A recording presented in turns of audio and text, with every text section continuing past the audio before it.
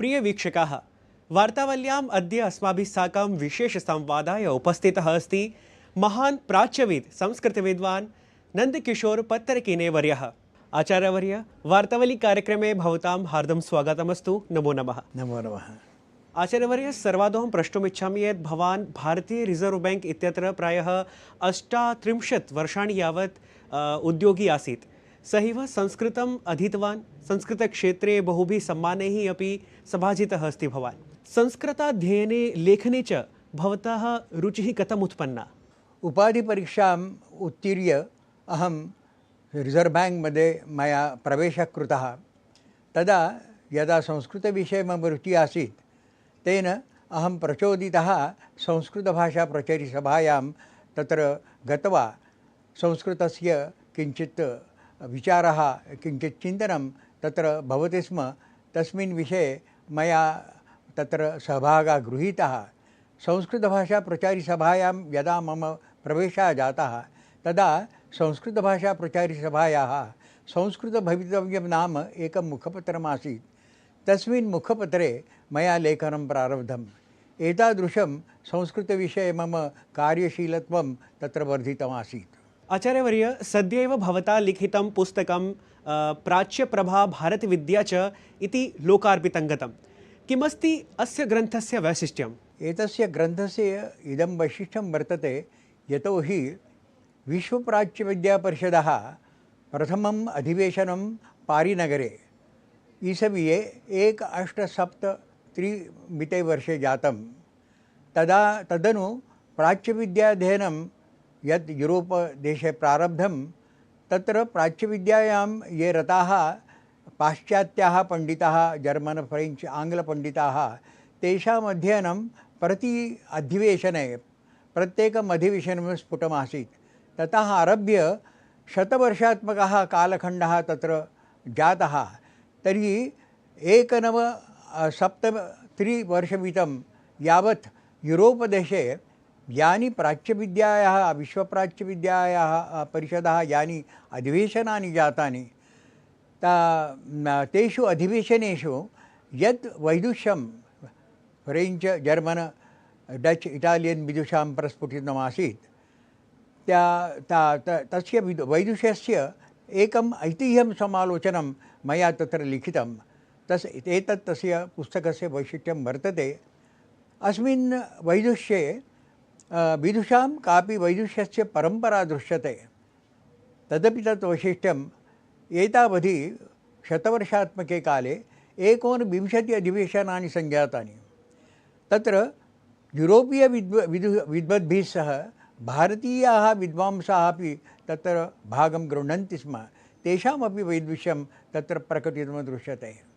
अनेन तत्र प्राच्यविद्यायाः तदङ्गभूतायाः भारतविद्यायाः कापि अनन्या परम्परा तत्र अवलोकयितुम् अस्माभिः शक्यते। मान्यवर, प्राच्यविद्या, भारतविद्या, संस्कृतविद्या इत्येतेषां पदानां तात्पर्यं किमस्ति? प्राच्यविद्या, भारतविद्या, संस्कृतविद्या इति पदत्रयम् अन्योन्याश्रयेण सम्बध्यते। प्राच्यविद्या नाम प्राच्यदेशेषु पूर्वदेशेषु या संस्कृति, कला, धर्म, तत्त्वज्ञान आदि प्रसृतमासीत् तेषाम् अध्ययनं प्राच्यविद्यायाम् अन्तर्भूतं वर्तते। भारतविद्या नाम भारतभूभागेषु या कला, संस्कृतिः, धर्म, तत्त्वज्ञानं, साहित्यञ्च प्रसृतं एतेषां सर्वेषाम् अध्ययनं भारतविद्यायाम् अन्तर्भूतं विद्यते। संस्कृतविद्या नाम संस्कृतभाषायां तत् अंतर्गत पालिप्राकृतादि भाषायां ये ग्रन्थाः संस्कृतभाषायां विरचिताः वर्तन्ते अथवा पालिभाषायां प्राकृतभाषायां विरचिताः वर्तन्ते ते भवतु नाम मुद्रिताः वा मातृकास्थिताः तेषाम् अध्ययनं संस्कृतविद्यायां तत्र तेषाम् अध्ययनम् अन्तर्भूतं विद्यते। मम अग्रिमः प्रश्नः अस्ति यत् पाश्चात्यदेशे भारतीयज्ञानपरम्परायाः संस्कृतेश्च विषये कीदृशी दृष्टिः अस्ति? पाश्चात्यानां प्रभावश्च कथमस्ति? संस्कृतस्य पाश्चात्यानां बोधः 18 शतकस्य उत्तरार्धे एव जातः। यथा कलकत्ता नगरे सर् विलियम् जोन्स् महोदयेन एशियाटिक् संस्था स्थापिता तत्र एकं भाषणं तेन प्रदत्तं। तस्य भाषणावसरे सः उक्तवान्, Sanskrit whatever be its antiquity is of a wonderful origin, it is more perfect than Greek, more copious than Latin and more exquisite than either. संस्कृतभाषायाः परिपूर्णत्वं विज्ञाय पाश्चात्याः संस्कृतं प्रति आकृष्टाः, संस्कृतस्य ग्रन्थाः तत्र पाश्चात्यदेशं गताः, तैः संस्कृतस्य व्याकरणसुबद्धं संस्कृतगतं तत्त्वज्ञानं शास्त्राणि आलोड्य तेषां मध्ये संस्कृतविषये काचन अनुकूलता वा तत्र रुचिः सञ्जातः। तत्र या भाषाः यूरोपदेशे वर्तन्ते स्म, तेषां तौलनिकमध्यं विधाय तेषां प्रवृत्तिः समजायत। तेन कंपैरेटिव फाइलोलॉजी, तौलनिकं भाषाशास्त्रं नाम एका ज्ञानशाखा तैः प्रवर्तिता। आचार्यवर्य, पाश्चात्य विद्वद्भिः चिन्तिता संस्कृताध्ययनस्य रीतिः इति विषये अस्मद्दर्शकान् बोधयतु कृपया। संस्कृतस्य अध्ययनस्य पाश्चात्यैः एका रीतिः तत्र प्रमाणिता वर्तते, प्रसृता वर्तते, सा तु सचिकित्सा वृत्तिः।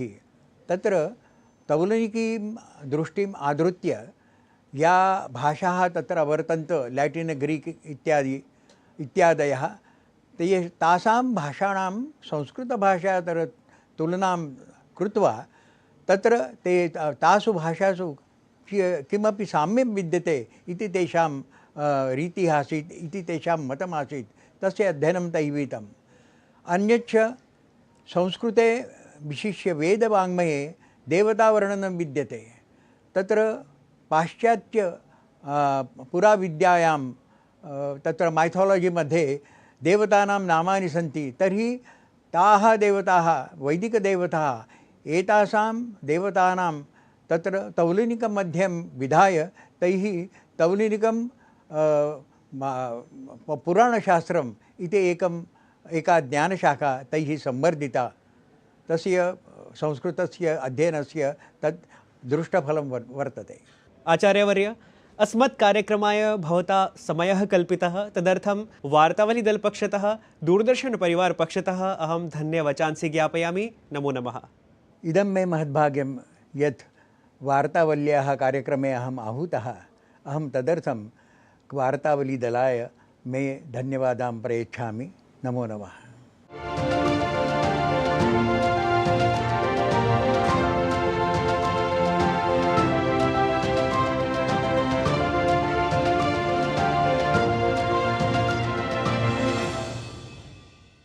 दर्शकाः, अधुना अन्तं प्रति गच्छति कार्यक्रम